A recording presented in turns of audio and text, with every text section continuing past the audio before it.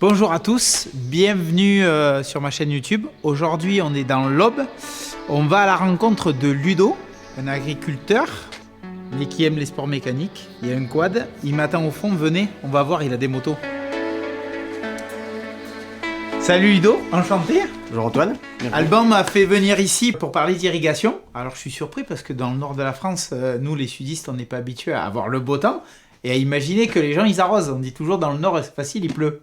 Eh ouais, ça arrive qu'il pleut, mais ça arrive aussi qu'il fasse beau comme aujourd'hui. Impressionnant, heureusement que j'ai pris un short. Hein. Ah bah t'as bien fait. T'as bien fait. Donc on va aller faire un petit coup de moto parce que j'ai vu que tu as des motos. Ouais, Ton on a des fils aussi motos pour les surveiller les champs. Ah, On ça joint me fait plaisir. l'utile à l'agréable. Donc on peut enfiler les casques et puis aller voir les cultures qui nécessitent l'irrigation si tu veux. Avec grand plaisir. Et bon, on est On y parti.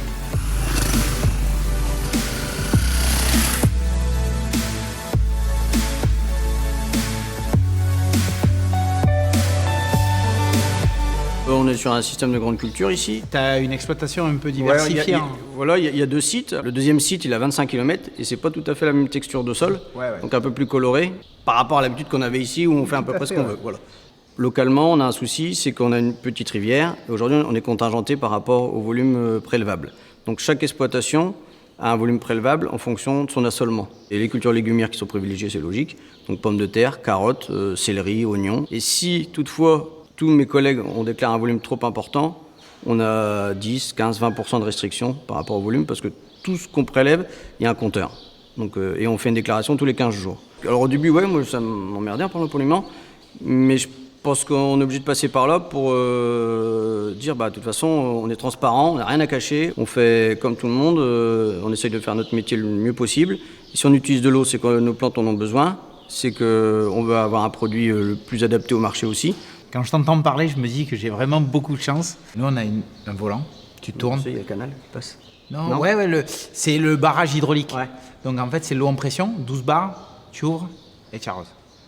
Malheureusement, si tu as envie d'arroser 24 heures, 48 heures, 58 heures sans t'arrêter, il n'y a pas de problème. Par contre, voilà, comment toi tu vois l'irrigation? Parce que tu es obligé de mesurer tes apports d'eau. Aujourd'hui, on arrose sur l'exploitation qu'avec des enrouleurs. Donc un tuyau qu'on déroule dans le champ, on met entre 20 et 25 mm par passage. Si on a 250 mm pour l'année, ça fait 10 semaines. Sachant qu'aujourd'hui, une culture comme la pomme de terre, il lui faut entre 400 et 500 mm d'eau quand même pour exprimer son potentiel. Ouais. Donc on espère qu'il y ait des pluies. On a quand même des relevés d'évapotranspiration, c'est-à-dire ce que la plante, elle, va consommer d'eau par jour suivant la température. Okay. Donc on a ça aussi comme référentiel. Aujourd'hui, moi, ma future évolution, c'est de mettre des sondes dans le sol. Il y en a eu il y a quelques années.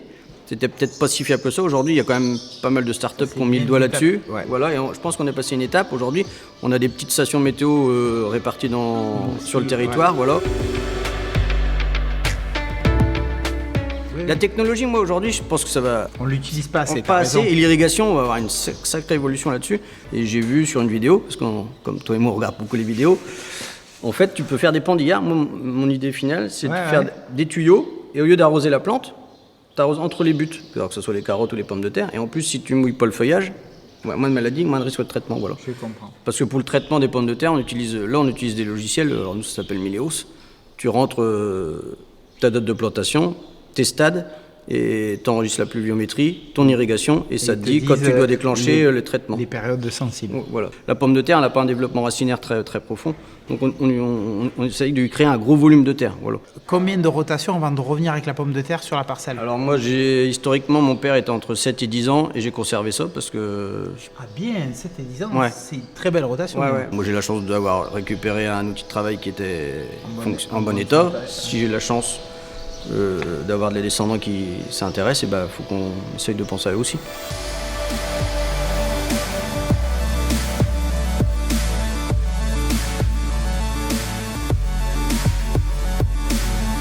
Je trouve que tu as une agriculture super recherchée, développée, tu veux aller. Aujourd'hui, est-ce que tu es satisfait de comment tu travailles?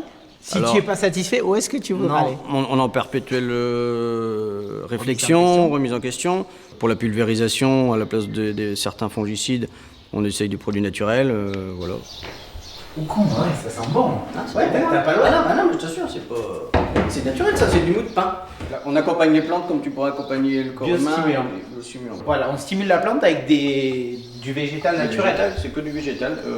Je compare l'agriculture à une préparation physique. Un athlète aujourd'hui, pour qu'il soit en bonne santé, il prend un petit peu des compléments. Et de plus en plus des compléments naturels, organiques. Et du coup, en fait, moi, j'essaye de reproduire ça dans mon agriculture, dans mon format. C'est ce que moi, j'aimerais bien aussi que le grand public qui comprenne ou qu'on leur explique, parce que c'est notre faute s'ils ne comprennent peut-être pas, c'est qu'on ne fait pas un reset au bout d'un mois. On n'a pas, nous, c'est minimum 1 an, les pommes de terre. On les a plantées là. Moi, j'ai encore des pommes de terre de l'année dernière. Peut-être le plus compliqué aujourd'hui, c'est de faire l'analyse, ce qui va être adapté à notre système de production. Alors, comme disait Antoine, il y a énormément de lectures, mais on est toujours en perpétuelle recherche. Bon, ben voilà, on a fait le tour. Merci beaucoup de nous avoir reçus tels des rois. C'est un énorme plaisir. Hein. Je me suis vraiment régalé, j'ai appris beaucoup de choses. Et j'espère revenir, que tu nous montres encore d'autres choses. Volontiers, moi je suis preneur. Et puis merci surtout à toi d'essayer de communiquer pour notre métier. On essaie de faire du mieux avec Alban. Et voilà. Si vous avez aimé la vidéo, abonnez-vous. À bientôt. Ciao. Au revoir.